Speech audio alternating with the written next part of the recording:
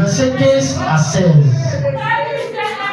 Mais puisque celui qui vous a appelé est saint, vous aussi soyez saints dans toute votre conduite. Selon qu'il est écrit, vous serez saints, car je suis saint.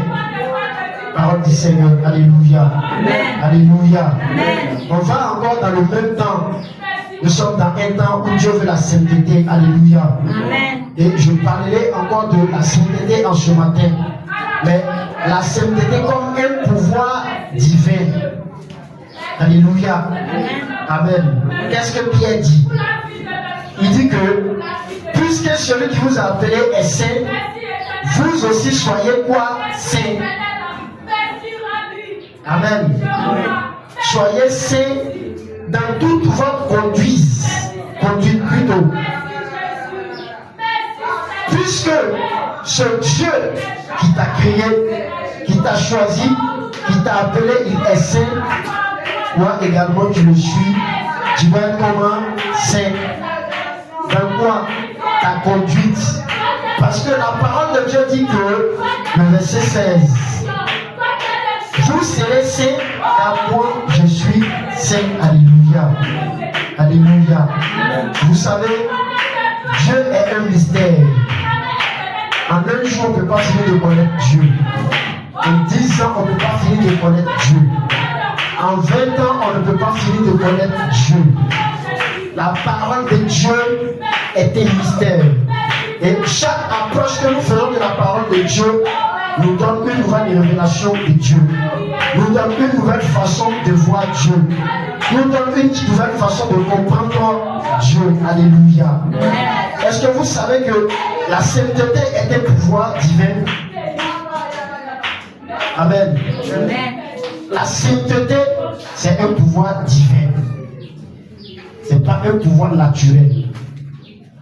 La sainteté n'est venue de personne d'autre que de la personne de Jésus-Christ. Aucune divinité, aucun Dieu n'est saint en dehors de Jésus-Christ. La sainteté n'appartient pas à un autre monde, si ce n'est le monde dans lequel Jésus-Christ est. La sainteté ne peut pas se trouver ailleurs d'autre que là où est-ce que Jésus-Christ peut se trouver. La sainteté n'est pas le mode de vie des démons, les esprits mauvais. Le monde des ténèbres n'est pas la sainteté. Parce que là où il y a la sainteté, eux, ça les empêche de travailler. Amen. Est-ce que les voleurs là, quand un voleur vole, il va se mettre sous la lumière? Amen. Mais il va se mettre où? Il va se mettre dans un coin noir. Une maison inachevée qui est noire pour ne pas qu'on le voie. Alléluia. C'est comme ça également aussi les démons. Amen. La vie de sainteté ne fonctionne qu'avec Dieu seul. Le Saint-Esprit, les anges, les archanges, les légions. Amen. Le monde de la sainteté ne fonctionne pas dans le monde des démons. Amen. Dans le monde de la sainteté où Dieu est, travaille contre le monde des ténèbres. Amen. Parce que là où la sainteté est, les démons sont empêchés de travailler. Là où les hommes vivent dans la sanctification, c'est-à-dire les hommes vivent selon que Dieu veut qu'ils vivent, les démons ne peuvent pas travailler. C'est pourquoi si toutes les églises d'Abidjan peuvent comprendre ce message, et chaque homme de Dieu vit la vérité, chaque homme de Dieu marche dans la vérité, chaque homme de Dieu prêche la vérité, chaque homme de Dieu vit dans la pureté devant Dieu, vous allez voir que sur le territoire d'Abidjan, les démons vont cesser certaines œuvres. Alléluia. Alléluia. Si chaque habitant d'Abidjan prenne conscience et apprend à vivre comme Dieu veut que la personne vive, vous allez voir qu'il y a certaines familles dans lesquelles il y a certains esprits qui vont se retirer. Alléluia. Alléluia. Amen. Amen.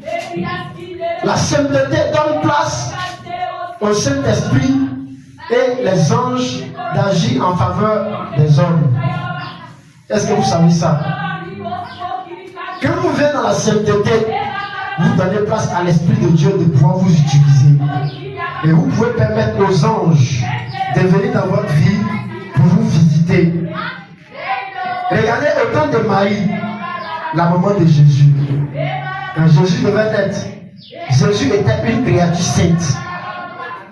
Alors il fallait que Jésus-Christ descende dans une vie sanctifiée pour qu'il naisse. Pourquoi c'est Marie qui est choisie?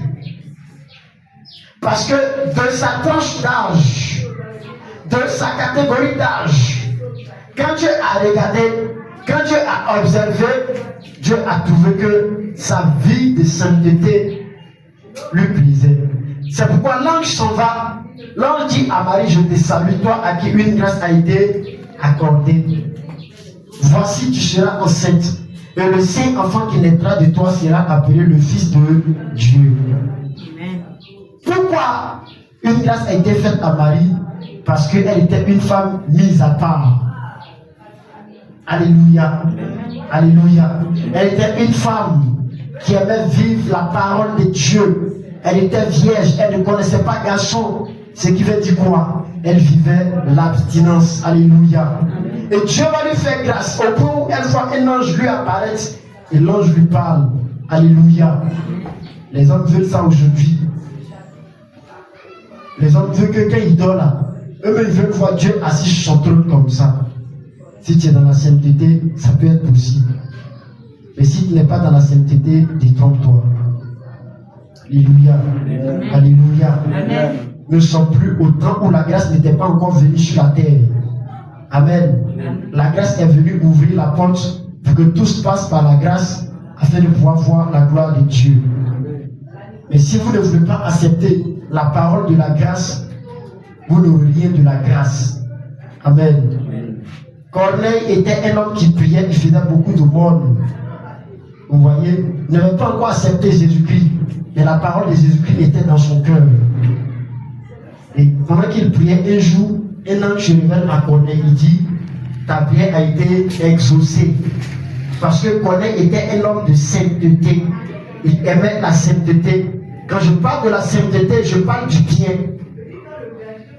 Le bien fait partie des œuvres qui caractérisent la sainteté. Ce n'est pas seulement aller avec femme, non. Les paroles que vous dites, quelles sont les paroles que nous disons?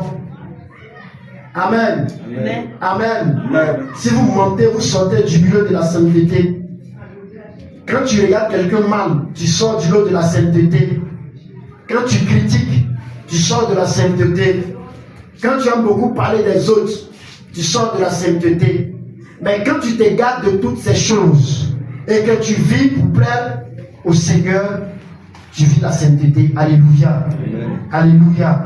Amen. Amen. Et vous savez, la sainteté est une semence indestructible en l'homme. Amen. Amen. C'est l'homme qui empêche la sainteté d'évoluer en lui. Sinon, ce n'est pas toi qui décides de vivre. Mais Dieu met en toi cette parole-là, une force en toi, pour que tu arrives à te détacher de tout ce qui est impur, pour t'attacher à ce qui est pur. C'est pourquoi souvent tu vois, on te chute, et puis l'Esprit te dit, ne le bois pas. Parce que Dieu a mis cette semence-là en toi. Et pour ne pas qu'elle soit tuée, Dieu donne la capacité à cette semence-là de te parler, de t'avertir, de t'interpeller. Pour que toi-même tu réalises que tu as un niveau où tu dois plus être comme tout le monde. Amen. Amen. La sainteté est une semence incorruptible de Dieu en l'homme pour un homme vainqueur sur les démons. Dieu met la sainteté en l'homme qui est sa parole, l'obéissance, l'humilité, pour que l'homme arrive à être quoi? Invincible, incorruptible, mais qu'il soit vainqueur sur les démons. Alléluia. Alléluia. Amen. Vous savez, je vous ai dit, Dieu est un mystère. On ne peut pas finir d'apprendre à connaître Dieu. Quand vous vous approchez de Dieu à un certain niveau, il vous révèle en réalité ce qui combat pour l'enfant de Dieu. Exode 14, le verset 14 dit quoi? L'Éternel combattra pour vous et vous gardez le silence. Est-ce qu'il a dit allez-y combattre?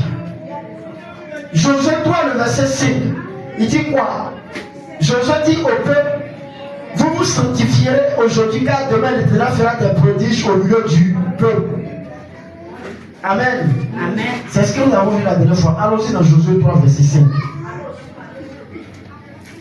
Josué 3, le verset 5. Josué dit au peuple, sanctifiez-vous car demain l'Éternel fera des prodiges au milieu de vous. La parole est là, il dit quoi? Sanctifiez-vous aujourd'hui, car demain l'Éternel fera quoi? Des prodiges. Aujourd'hui, les gens courent derrière des prodiges, sans savoir qu'il y a un chemin sur lequel il faut passer pour que les prodiges viennent à vous. Alléluia. Nous cherchons la grâce, nous cherchons la bénédiction, nous cherchons les promotions, nous voulons les dons de Dieu, frères et sœurs. Ça ne s'acquiert pas parce que tu as 20 000. Ça ne s'acquiert pas parce que tu as une maison. Ça ne s'acquiert pas parce que tu as une voiture. Les prodiges de Dieu descendent dans la vie des chrétiens. Les miracles de Dieu descendent dans la vie des chrétiens qui se sanctifient pour le Seigneur. Dis Amen. Amen. Alléluia. Amen. Pour que les exploits de Dieu ne manquent point dans vos vies, vous devez apprendre à vous garder saint pour Dieu. Vous devez apprendre à garder votre langue saint pour Dieu. Vous devez apprendre à garder votre corps saint pour Dieu. Il a dit selon la parole de Dieu que le corps de l'homme est le temple de Dieu. Dieu veut des corps saints. Dieu veut des corps qui se gardent. Dieu veut des vies qui se gardent. De ne plus faire comme tout le monde, mais de faire comme Dieu demande de le faire. C'est vrai, c'est compliqué de se garder pour Dieu parce que les désirs humains se présentent. Les désirs de la chair se présentent. Mais quand tu te lèves, comme Gédéon s'est levé, et que tu dis à ta chair de se taire, quand tu dis à toi ta propre bouche, tu ne parleras pas, mais tu parleras quand l'Éternel voudra que tu parles. Je t'assure que tu seras un grand prophète de Dieu, tu seras une grande servante de Dieu, tu seras un grand évangéliste de Dieu. Dis Amen. Amen. Je te dis Amen. Amen. Les hommes veulent que Dieu les utilise, mais ils ne sont pas prêts à se garder dans la sainteté. Dieu dit, vous serez saints, car mon Dieu, je suis saint. Je t'interpelle en ce matin, Église. Si tu n'apprends pas à te sanctifier, si tu n'es pas prêt à te garder dans la sainteté, arrête de tromper les gens. Arrête de dire tu es Église. L'église est le lieu où toutes choses n'ont pas de place. L'église est le lieu où tout comportement n'a pas de place. L'église est le lieu où tout langage n'a pas de place. Parce que l'église a un mode de vie. L'église, le mode de vie de l'église, c'est la sainteté.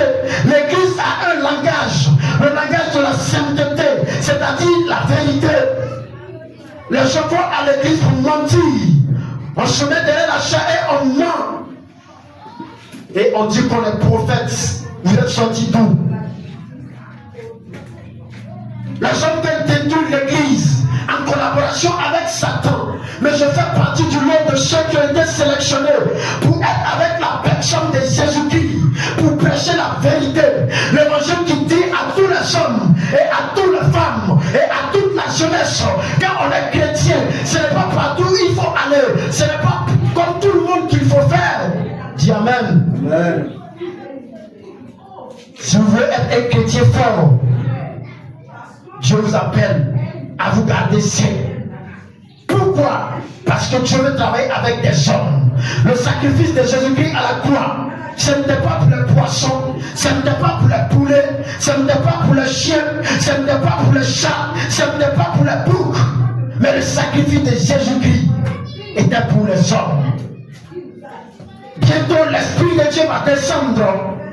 Nous commémorons, on va commémorer la venue de l'Esprit de Dieu sur la terre. Et ce qui s'est passé ce jour-là à Jérusalem, spirituellement va se reproduire dans la vie de l'église. Mais je dis, ce n'est pas dans toutes les églises que cela va se reproduire. Le jour de la Pentecôte, l'Esprit de Dieu ne descendra pas dans toutes les églises, mais il va descendre dans les églises qui apprennent jour et nuit à se mettre dans la sanctification, à se mettre dans la sainteté, pour que le royaume des cieux soit connu sur la terre. Dis Amen. Amen. Alléluia. Les enfants de Dieu sont devenus faibles parce qu'ils refusent de se mettre saint. Quand l'homme de Dieu prêche beaucoup la sainteté, ça touche beaucoup de vies. Dieu ne parle pas pour caresser vos vies. Dieu parle pour orienter ton âme. Soit ton âme l'accepte ou ton âme ne l'accepte pas. Mais que tu acceptes Jésus-Christ, que tu ne l'acceptes pas, le plan du salut ne changera pas. Des milliers comme toi et moi ont accepté de se mettre saint. Le prophète Daniel de son temps, Daniel arrive à Babylone. Le roi dit tout le monde va manger ce que lui il mange. Il voit que la nourriture du roi est souillée.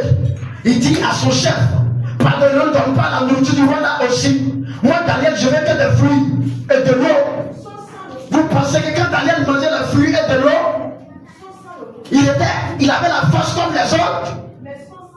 Daniel a accepté de ne point avoir la même force comme les autres. Les autres avaient la force démoniaque en eux. Mais pendant que Daniel s'abstinait de la nourriture, pendant qu'il mangeait des fruits, il recevait une force divine en lui. Pourquoi? Parce que Dieu a trouvé que quand l'homme se sanctifie, lui Dieu il peut mettre ce qui est de lui Dieu en cet homme qui s'est sanctifié. Les hommes aujourd'hui veulent l'onction. Les hommes veulent la grâce. Les hommes veulent avoir la révélation de Dieu. Mais ils ne sont pas prêts à payer le prix de l'usage de la sanctification. Kakou Sévérin a été utilisé par Dieu parce que Kakou était un homme qui fait partie du troupeau des hommes saints. Si nous voulons avoir des témoignages comme la vie de cet homme, le secret c'est la sainteté. Dis Amen. Amen. Alléluia. Amen. Alléluia. Amen. Les gens veulent copier le modèle des gens, leur façon de prêcher. La meilleure façon de copier la prédication de quelqu'un, c'est de copier la vie qu'il a menée, c'est de copier le caractère de la sanctification, de chercher comment Dieu a mis la semence de la sanctification en lui. Quelle parole que Dieu a mis dans son cœur. Avant que la parole ne vienne dans son cœur, qu'est-ce qu'il était? Il était voleur, il avait beaucoup de femmes, il avait beaucoup de copains, mais quand la parole de Dieu est venue en lui, la parole l'a dépouillé de toutes ses copines, de tous ses copains. La parole l'a dépouillé de tout ce qui était comme mensonge, et il est resté dans la vérité, dans la précision de Dieu, dans les choses dignes de Dieu. Et Dieu a trouvé que cet homme doit être un canal par lequel moi, Yeshua, je passe pour me manifester. Quand vous faites dans la sanctification, les démons ne peuvent pas vous utiliser. Aucun démon ne peut utiliser un prophète pour donner une fausse prophétie. Ici en Côte d'Ivoire, beaucoup d'hommes de fausses prophéties parce qu'ils ne sont pas dans la sanctification. Et Satan passe par l'esprit de Python en eux pour donner de fausses prophéties. Vous pensez que je ne parlerai pas? Je parlerai parce que les temps sont arrivés où la vérité doit être connue jusqu'aux extrémités de la terre.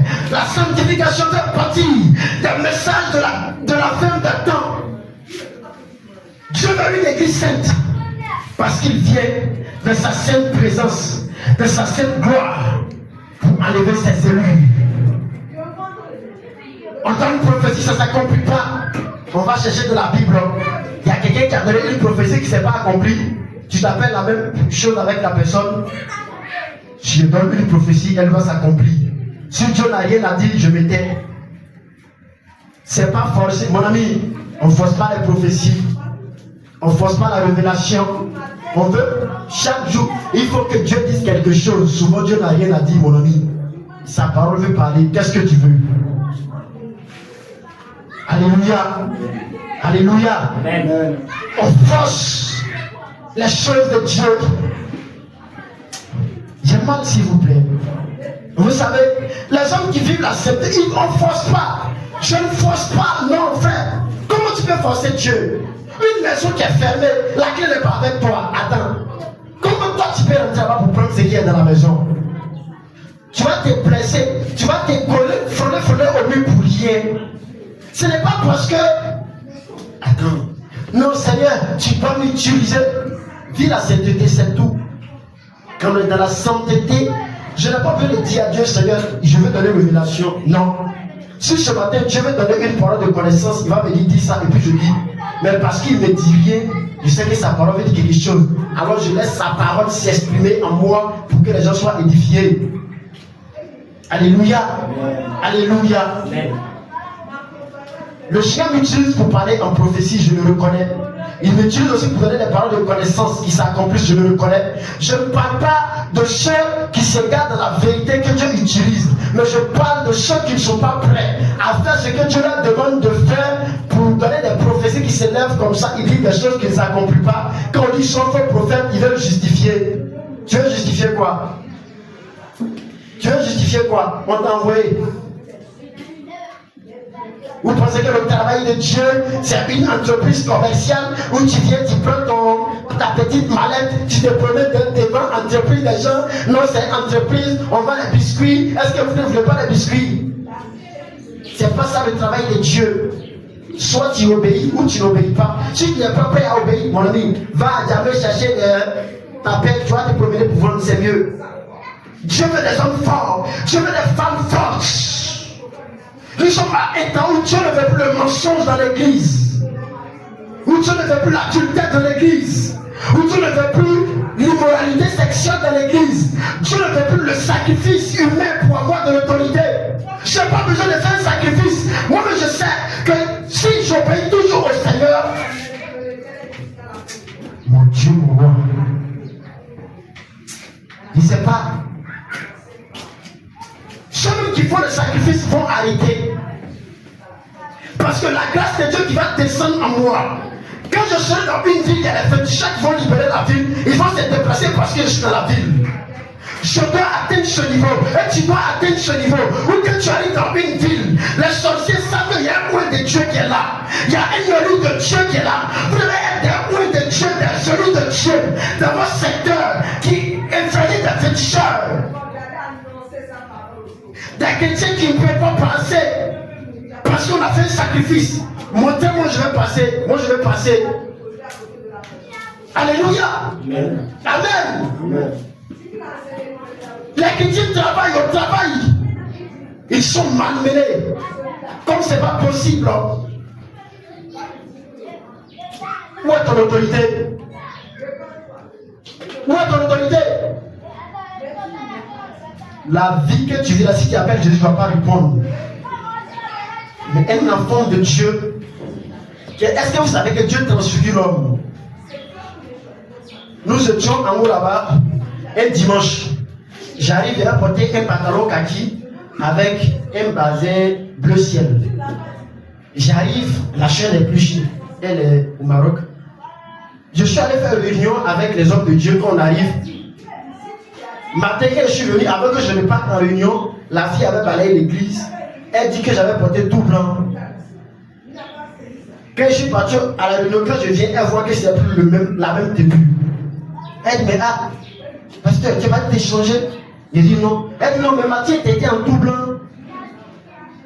Alléluia. Elle dit, Mathieu, elle porté elle dit non, je ne me suis pas encore changé. J'ai porté pantalon kaki et puis bazin bleu ciel. Alléluia. Vous devez essayer Dieu, s'il vous plaît. Essayez l'obéissance à la parole de Dieu.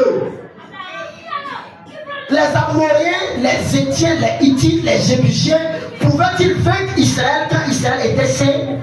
Impossible. Mais aujourd'hui, l'église est faible. Les gens, ils vont se faire travailler la langue. Ils mangent des choses à partir des pratiques occultes. Quand ils viennent parler, les chrétiens sont là. Ça là, c'est bon, hein? Ça peut aider l'église à avancer. On vient, tu es en train de vendre l'église. Qu'est-ce que tu fais? Qu'est-ce que tu fais là? Dieu qui t'a appelé sait comment il faut développer l'église. Dieu sait quel jour envoyer un piano. Dieu sait quel jour envoyer une batterie. Vous n'avez pas besoin de vous laisser amadouer par les gens pour éteindre la lumière de l'église. Quand on est dans la sainteté, nous sommes dans quel mois? Avril. Quand tu es dans la sainteté, tu allais, avant qu'on entre dans le mois de mai, toi tu es en juin. Parce que ce qui va se passer en mai, tu sais. Dieu est lumière. Là où Dieu est, il y a la clarté, il y a la pureté, on voit clair. Amen. Je vois clair. Je sais que le frère il a porté à Bipagne. Est-ce que tu ne vois pas? Mais s'il a 20 ans qu'il n'a pas levé, est-ce que tu peux voir? C'est en général quand on vient tromper certaines personnes. Non, mais est-ce que c'est pas comme ça? Qu'est-ce qui n'est pas comme ça? Tu n'as rien à dire. C'est forcé. Alléluia. Si toi-même tu es un chrétien qui apprend à se mettre à part, à se garder saint, on ne peut pas te tromper. Parce que l'Esprit de Dieu va habiter en toi. Quand on a une parole qui est fausse, il dit c'est faux. Quitte-la. Alléluia. Alléluia. Amen. On dit une parole qui est fausse. Il dit ne l'écoute pas, fais ton chemin. Les gens se laissent tromper par les petits démons qui animent les hommes. Et puis ils disent donc qu'ils ont la foi. C'est pourquoi beaucoup rétrogrades. Beaucoup de chrétiens rétrogrades aujourd'hui. Pas parce qu'ils n'étaient pas des chrétiens qui ne priaient pas, mais ils ne vivaient pas la sainteté. Jésus dit quoi? Un chemin sorti pour semer. Pendant qu'il semait, il y a une partie qui est tombée sur le long du chemin. Il y a une partie qui est tombée dans les épines. Il y a une partie qui est tombée sur quoi? Le roc. Il y a une partie qui est tombée dans le bonne terre. Ce qui est tombé sur le long du chemin a poussé. Mais parce qu'elle a été piétinée jusqu'à la semence est morte. La semence qui est tombée dans la partie des épines, elle a poussé. Mais à cause des épines, elle n'a pas pu donner du fruit. La partie qui est tombée sur le roc, elle a poussé. Mais parce qu'il manquait de sol, la plante est morte. Mais la partie qui est tombée dans le bon terre a fait quoi? A poussé, a produit des grains, d'autres 100, d'autres 30, d'autres 50. Mais il y a la sainteté qui est développée là. Quand on entend la parole de Dieu qui nous annonce à quitter les plaisirs du monde, les chrétiens ne sont pas prêts à arrêter même de boire. Alléluia. Bien coûte combien? 500 francs. À cause de 500 francs, tu ne peux pas obéir à Dieu. Des chrétiens, même qui vont dans les endroits de prostituées, et le dimanche, il a une Bible. Apparemment, il est 10 heures. Quand on va dire 11 heures midi, allez-y voir dans les maquis. D'autres même, ils mettent la Bible dans sa poche. D'autres, ils vont oublier leur Bible là, dans le maquis, et puis ils s'en vont. C'est le jeune qui va aller chercher pour lui dire tu as oublié ta Bible. Et lui, il vient dire que lui connaît le Seigneur. C'est pourquoi beaucoup de gens comme ça, ils vont au travail, ils ne vont pas à la maison, ils meurent. Parce que dans le monde des esprits, on ne joue pas. Vous avez déjà vu un féticheur qui joue avec ses fétiches? Vous avez déjà vu un féticheur qui adore fétiche. Et puis le fétiche là lui dit Olivier pour le prix n'a pas donné. Vous avez déjà vu ça? Parce qu'il sait qu'il sera fouetté, va mourir. Amen. Vous avez déjà vu un féticheur vendredi où son fétiche lui dit qu'il ne doit pas aller avec femme et puis il va avec femme. Vous avez déjà vu ça? Il sait que s'il essaie, il va mourir. Il aimait également aussi du Dieu que nous adorons. Quand Dieu vous demande de vous sanctifier, c'est pour vous épargner de toute calamité. C'est pour vous épargner de tout ce qui est comme main des ténèbres. Quand vous avez péché, le salaire du péché c'est la mort. Votre mort, attends, ça dérange Dieu, ça inquiète Dieu. Vous avez existé avant Dieu. C'est vous qui avez façonné la terre. C'est vous qui avez appelé le ciel à l'existence pour que le ciel paraisse. C'est vous qui avez disposé la mer à la juste position où la mer est. C'est vous qui avez donné la superficie à la mer. Personne ne l'a fait. Il a le même hier, il a le même aujourd'hui et demain il sera le même. Pour te dire que avec toi et sans toi, Dieu demeure Dieu. C'est toi qui as besoin de te ranger, de sanctifier ta vie pour que Dieu arrive à mettre le signe du salut sur toi et que tu sois sauvé. Amen. Dis Amen. Amen. On croit que Dieu va nous faire la police. Les chrétiens qui viennent quand même les dimanches, c'est le pasteur qui va aller les chercher. Allô ma soeur, tu n'es pas venu à l'église? Quand tu n'es pas venu à l'église, on n'a pas eu louange. Les gens n'ont pas chanté. Attends, Jésus ne va pas faire son travail que aujourd'hui, par exemple, n'est pas là. Amen. Amen. Vous savez, c'est nous qui avons des problèmes de maladie. C'est nous qui avons des problèmes pour payer notre maison. C'est nous qui avons des problèmes pour scolariser nos enfants. C'est nous qui avons des problèmes même pour se marier, pour avoir un travail stable. Dieu n'a pas ces problèmes. Et les véritables serviteurs de Dieu n'ont pas ces problèmes. Je ne parle pas de peut-être que tu es Tu es serviteur de Dieu, tu es dans la vérité, mais tu travailles des épreuves. Je ne parle pas de l'épreuve. Sache qu'après ces épreuves, le Seigneur va relever ta tête. Amen. Amen. Mais je vais parler de ceux qui refusent d'obéir à Dieu. Je parle de ceux qui refusent d'obéir à Dieu et c'est eux qui veulent que tout ce qui est comme bénédiction dans le ciel descende sur leur tête. Amen. Amen. Amen. Amen. Je parle de ces personnes. Non, moi j'ai prié Dieu jusqu'à je n'ai rien vu. Tu veux voir quoi? Avec la vie que tu mènes. Amen. Amen. Non, moi-même, on a prié, je n'ai rien vu. Hein. Mais la vie ne dépend pas seulement de la prière. Quand tu pries, il y a une vie qu'on mène parce qu'on devient prieur. Tous les hommes de Dieu. Il y a un homme qu'on appelle John Heights, le prieur. Mais ce n'était pas parce qu'il était l'homme qu'on appelait le prieur qu'il avait des copines. Hein. C'est bien l'histoire de William Marion Branham, les Kakou Sévérin, les Benson Idaoussa, les apôtres Ayo Babalola, les Haïdini, tout ça là. Attendez, vous croyez que c'est les gens qui vivaient comme nous on vit aujourd'hui? Non. Élie a prié, le feu est descendu. Le feu devait descendre parce que Élie avait une vie de sainteté. Il n'y a rien à faire. Mais toi, tu n'as pas une vie de sainteté et puis tu dis non, que comme Élie a prié, le feu va descendre. Les démons sont là, ils ne vont pas quelque part. Alléluia. Il faut dire la vérité telle qu'elle est. Celui qui prend, il se sauve. Celui qui ne prend pas, il a ses démons avec lui.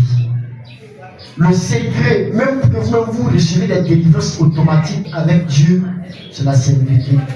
Parce que les démons n'aiment pas ce mode de vie-là. Se mettre saint, vivre que de la parole de Dieu. Non, les démons n'aiment pas. C'est pourquoi si vous voyez, vous êtes impur, ton esprit est mélangé. Et une colère vient s'asseoir en toi, s'il te plaît. Commence à prier, commence à te rapprocher du Seigneur. Si tu le fais, un démon va te lâcher tout de suite. Mais les chrétiens dorment, ils se réveillent et puis ils disent, oh Dieu, je me suis réveillé sur mon pied gauche. Je me suis réveillé sur ma main gauche. Non, je ne suis pas d'humeur. Mon ami, tu vas poser un acte qui t'a été par lequel tu seras poussé par les démons. Hein. Les fruits de l'esprit, c'est la joie. Quand l'esprit est là, il n'y a pas question de je me suis réveillé sur ma main gauche, je me suis réveillé sur mon pied gauche. Quand les démons, voici un discernement. Si vous voulez savoir que par exemple ce jour-là, l'ennemi me veut quelque chose, par le don du discernement des esprits, voici. Tu te réveilles, tu n'as pas la peine, tu n'as pas la joie, il faut prier. Prie de sorte à trouver la joie. Sinon, la colère que les démons mettent en toi là, c'est pour te pousser à poser un acte que tu vas regretter. Et regarde, dès que tu poses cet acte là, tu regardes pourquoi est-ce que tu t'étais mis en colère même. C'est comme ça la vie. Les démons travaillent contre les chrétiens. Il n'y a pas de jour qui arrive où Satan n'a pas un programme contre la véritable église, contre les véritables chrétiens. C'est pourquoi il n'y a pas de jour aussi qui arrive sans que Dieu ne réserve une parole pour ses serviteurs, pour qu'ils apprennent à se conformer à sa parole, pour ne pas que l'ennemi les atteigne. Il y a des maladies qui ont été préparées, ils vont lancer. Ça va atteindre ceux qui ne sont pas dans la sanctification. Je ne vois aucun démon prendre une maladie pour aller mettre dans la vie de quelqu'un qui est dans la sainteté. Il va passer par où? Il y a eu une mouche qui traverse un feu. Amen. Un gaz qu'on a allumé à 180 degrés. Est-ce qu'il est échappé d'entrer pour sortir? Il peut rentrer. Dès qu'il rentre, il est brûlé. C'est comme ça. Quand votre vie de sainteté est à un degré où le feu est en vous, maladie la quitte où? Je vous ai dit, j'ai été attaqué la dernière fois. Ça n'allait pas. Le lendemain, je n'ai pas pu aller au travail. Mais quand je suis venu prêcher, il n'a qu'à venir encore. Alléluia. Alléluia. Ne jouez pas avec ça, église de Dieu. Ne joue pas avec la sainteté. Ne laisse personne te détruire ta sainteté. C'est elle qui est ta force. C'est un pouvoir divin en toi. C'est pourquoi le plus grand combat que Satan mène, l'un des plus grands combats que Satan mène contre l'église, c'est que l'église perd sa sainteté. C'est pourquoi, regardez, aujourd'hui, Satan est en train d'envoyer le monde dans l'église un peu. Ce qu'on fait dans le monde, on envoie ça dans l'église. Et puis on dit, on veut adorer Dieu avec ça. C'est vous qui allez apprendre à Dieu comment il se veut d'être adoré. C'est vous qui vous êtes unis pour le choisir comme Dieu. Donc tout ce qui donne un son, tout ce qui a une forme, vous allez prendre pour l'adorer. Mais je voudrais m'excuser, s'il vous plaît. Dieu va dire à Moïse, quand tu voudras me lever un autel, que la pierre des ciseaux ne passe pas sur cet autel. Dieu est-il un enfant pour donner ses ordres? Dieu est-il un homme pour dire ses paroles sans qu'il ne sache la véracité de ce pourquoi il parle? Amen. Amen. Amen. Dieu est-il un enfant qui se... C'est-à-dire, lui, il doit tout accepter. Cher homme de Dieu, faites très attention à ce siècle présent dans lequel nous sommes. Il y a beaucoup de choses que nous mettons dans l'église, dans lesquelles le Seigneur n'aime pas. Il y a certaines organisations que nous permettons dans l'église qui font mal au cœur de Dieu. Souvent vous n'avez pas péché, mais vous avez laissé certaines organisations se faire dans l'église. Et l'esprit s'est retiré. Posez-lui la question, il vous répondra. L'anniversaire, c'est dans l'église que tout le monde fête son anniversaire. Dans la Bible, on parle de l'anniversaire d'Hérode. Mais ce n'était pas dans le temps qu'Hérode fêtait son anniversaire. C'était chez lui à la maison. Et le jour de l'anniversaire, il y a un prophète de Dieu qui a été décapité. Je n'interdis personne de fêter son anniversaire. Mais si tu veux fêter son anniversaire, fais-le chez toi à la maison. L'église n'est pas pour toi. Je suis celui qui dirige l'église. Mais l'église est pour Dieu. Quand je suis né là, je n'ai pas déjà devenu pasteur. C'est parce que lui a dit, viens me prêcher, que je suis en train de me prêcher. Dans sa maison, on fait sa volonté. Dans sa maison, on n'obéit qu'à ses voix. Alléluia. Amen. Amen. La vie païenne, même la musique. Je touche un peu ce facteur parce qu'il faut en parler. Je lui arrive au studio avec une musique. Mon Jésus, mon Jésus, mon Jésus, mon Jésus, quand il sort, votre serviteur de l'Éternel, je suis serviteur de quel Éternel? Je suis serviteur de quel Éternel? Au fait, les gens jouent avec Dieu. Vous savez, les gens prennent Dieu comme, je ne sais pas. Beaucoup ne le connaissent pas. Même nous qui prêchons, beaucoup ne le connaissent pas. Beaucoup ne l'ont jamais vu. Amen. C'est pourquoi il y a certaines cantiques même qui sont chantées par les jeunes enfants qui vont à l'église, mais que je ne peux pas écouter. Alléluia. Amen. On prend telle chose. Non, moi je vais chanter pour Dieu. Maintenant là, je chante pour Dieu. Jésus, oh, tiens mon Seigneur. Jésus, oh, merci. Quand il finit demain, il est assis dans un bar, en train de boire avec des beaux. Et puis il dit chante pour Dieu. Je crois que c'est ça que Dieu a besoin. Ceux qui ont chanté pour Dieu, en qui il a pris plaisir, il y avait une vie qu'il menait. C'est pourquoi même les chants chrétiens aujourd'hui, leurs chansons ne peuvent même plus guérir. Oui. Il y a des gens qui sont chrétiens, comment tu peux chanter et puis le cantique que tu chantes n'apporte même pas de délivrance, n'apporte pas une paix au cœur de l'homme. Si c'est là le bruit que ta musique apporte. Un prédicateur, quand il prêche, une âme doit être touchée. Un chant chrétien, quand tu chantes, une âme doit être touchée. Vous devez chanter pour que même ceux qui ne connaissent pas le Seigneur apprennent à connaître le Seigneur par vos cantiques. Vous devez prêcher pour que par votre prédication, ceux qui ne connaissent pas le Seigneur se détournent de leur mauvaise voie et qu'ils apprennent à connaître le Seigneur. Mais hélas, aujourd'hui, chacun a son portable. Il va ouvrir votre Facebook. Le Seigneur m'a dit, alléluia, le Seigneur m'a dit, toute la prédication, c'est le Seigneur m'a dit. Mais si le Seigneur t'a dit, donc toi-même tu es incorporé dans ce que tu dis ici, tu ne sais pas. Ézéchiel 33 dit quoi? Il dit, je t'ai choisi comme sentinelle pour faire quoi? Pour veiller sur la maison d'Israël. Tu dois écouter la parole qui sort de ma bouche et les avertir de ma part. Tu dois écouter. Tu es dedans. Quand je fais venir l'épée, on veut prêcher aux autres. C'est que tu dois prêcher aux autres là, tu dois vivre. C'est ça la prédication. Vivre pour prêcher. C'est pas parce que tu as été appelé, tu prêches que non. Toi, tu n'es pas dedans. Dieu parle du peuple. Quand Dieu parle, c'est d'abord ses serviteurs qui sont laissés avant d'aller vers le peuple. C'est pourquoi dans Jérémie, il dit malheur au pasteur. Amen. Ne jouez pas avec l'église. Ne jouez pas avec l'œuvre de Dieu. Prenez-vous au sérieux. Appelez à vous garder saint. Appelez à mettre votre vie à part. Là où tout le monde ne peut pas mettre sa vie, c'est-à-dire quoi? Donnez une place dans votre vie à la parole de Dieu. Ça va chauffer. Il y aura une lutte entre votre cœur, entre vos désirs et les désirs de Dieu. Souvent, pendant que tout le monde regarde le football, Dieu te dit non, toi tu dois jeûner, il faut prier. Allez, vas-y, fais-le. Quand tu auras fini, ce que Dieu va te donner à ceux qui regardent le football, ils n'auront pas. Souvent, tout le monde est en train de manger. Dieu te dit, toi, il faut jeûner, il faut prier. Ah, Seigneur, mais ils ont fait une sauce crème. Laisse la sauce crème, va jeûner et prier. Quand tu vas finir à l'onction que Dieu va mettre sur toi, les autres n'auront pas. Alléluia. C'est ça, il n'y a pas de au fait. J'ai un peu mal, quoi. Quand les gens se font duper, quand on voit que quelqu'un prêche bien là, lui, c'est mon père spirituel, il prêche trop bien. Alléluia. Alléluia.